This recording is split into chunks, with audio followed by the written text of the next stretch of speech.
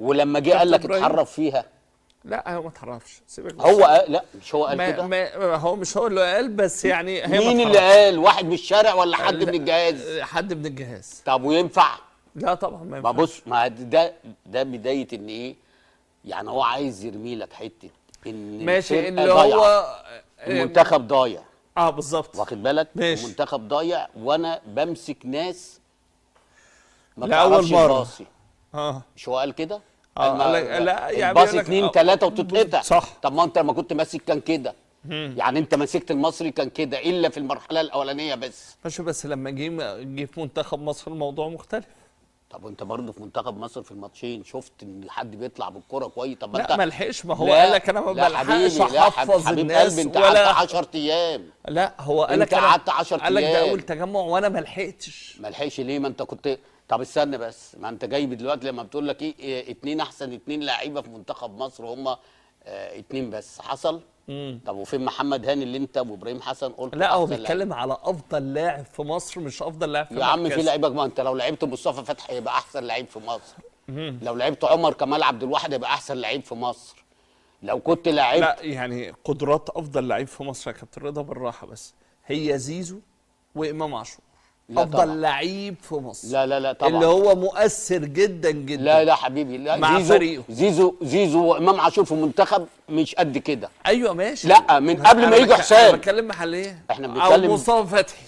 لا بص، مع عشان كل دولت بص، لا مش عشان بقول لك كل دولت ما بياخدوش الفرصه في المنتخب زي ما بيلعبوا في النادي. تمام. يعني ماشي. انت اول ماتش لامام عاشور بقى ان هو يلعب اساسي بالدفه، ان هو راح الاهلي اللي هو ما كانش راح اصلا بطوله افريقيا. بس هو لعيب كويس يا عم ما اختلفتش. انا بكلمك، ما هو انت قلت 2 لعيبه ماشي، انا قلت لك عليهم خلاف.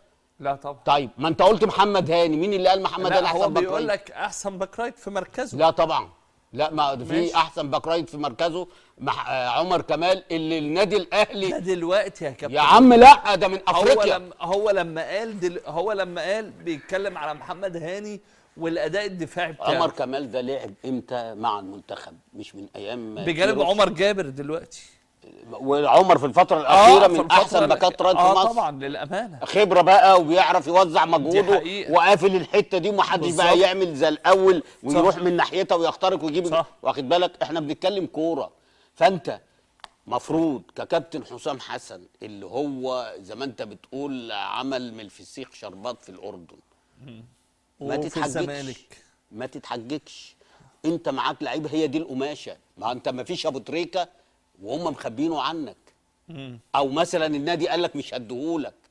او مثلا هي فكره انت عايز تقول ان قدرتك القماشه دي انك انت تصنع بقى فرقه. بس انت مش كنت بتروح وقال لك لما اول ما اشتغل قال لك بيعمل من الفسيخ شربات لما مسك الاتحاد ومسك المصري والزمالك ومسك واخد بالك؟ مش ده اللي حصل؟ وبيصنع لعيبه. وخلي بالك وانت محدود ب 25 لعيب دلوقتي. انت عندك لعيبه مصر كلها بالمحترفين. تمام. ما تبدا. هو بس عايز يوصل للراي العام ان انا لو حصل حاجه انا قلت لكم وبلغتكم. دي رقم 1. رقم 2 لو هو ان شاء الله ودي هتحصل ان وصلنا كاس عالم هيقول لك لا ده انا اللي وصلت، لان انا اشتغلت واجتهدت وخليتك وصلت كاس عالم بفكري. وصلت. يعني هو لو حصل حاجه يقول لك ايه انا قايل لكم من الاول. ما حصل ان شاء الله نكسب ونقول يقول لك لا ده مجهودي بقى ورؤيتي وفكري والاستراتيجيه بتاعتي وفلسفتي. طيب انت يا عم حسام من البدايه اهو انت حاسس او خايف ان انت ما توصلش؟ قدم استقاله ومحدش هيقول لك لا. لا هو ما قالكش كده. لا انا بكلمك. هو قال لك الناس اللي بتقعد في الاستوديوهات بيحسسونا. طب ما هو كان بيقعد في احنا الاستوديو. وصلنا كاس عالم. استنى بس يا جماعه احنا لسه ما وصلناش كاس عالم. بس ما انا بقول لك اهو ده شغله عشان انا مش يقول لك عارف قصده مين، ما اعرفش. يا عم هو في حد غيري؟ بس هو في حد غير العبد لله؟ اهدى بس اهدى. هو انت تشاور عليا وتقول لي مش عارف ايه؟ انا اللي بيقول لك ايه؟ هو قال لك الناس اللي في الاستوديوهات وعمال يعمل عليا كده. ماشي انا بقول لك ما هو الناس مين؟ ما هو انتم مصدرين يا كابتن رضا.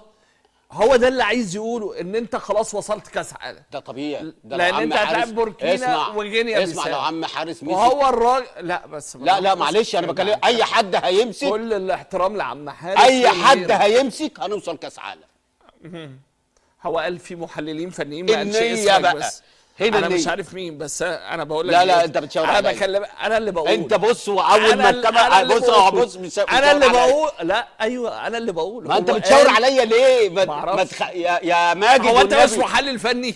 ايوه بس انت هو قال لك عليا المحللين الفنيين يا عم انا عارف ان انا هو في حد استنى بس، لا هو في حد، لا في ناس تانية محسسه. لا مين الراي العام ان احنا خلاص وصلنا. هو الراجل عايز يقول لك احنا لسه ما وصلناش يا جماعه.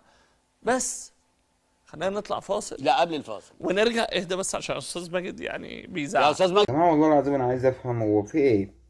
هي ثواني بس تصريحات حسام حسن عن اللعيبه وعن الدوري المصري مش عارف مفهوش ايه والكلام ده كله.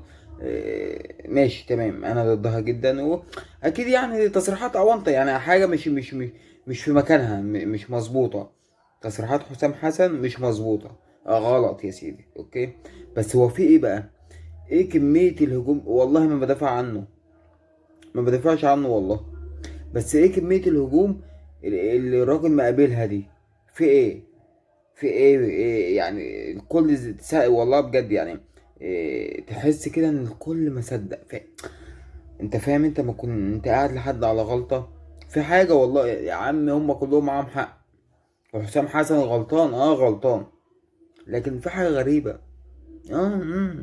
إيه، الدنيا كلها بتهاجم، والزمالك خلي بالك عنده نهائي ماتش اياب في الكونفدرالية، والاهلي عنده نهائي ذهاب في دوري ابطال، حدثين مهمين جدا. يعني المفروض التركيز كله اليومين دول يبقى على الحدثين دول، صح؟ ماشي، تصريحات حسام حسن خدت المساحة بتاعتها فخلاص بقى، ولا انت شايف ايه؟ لا، الدنيا سايبة الماتشين دول ومركزة اوي مع حسام حسن. سلكوا دي شوية.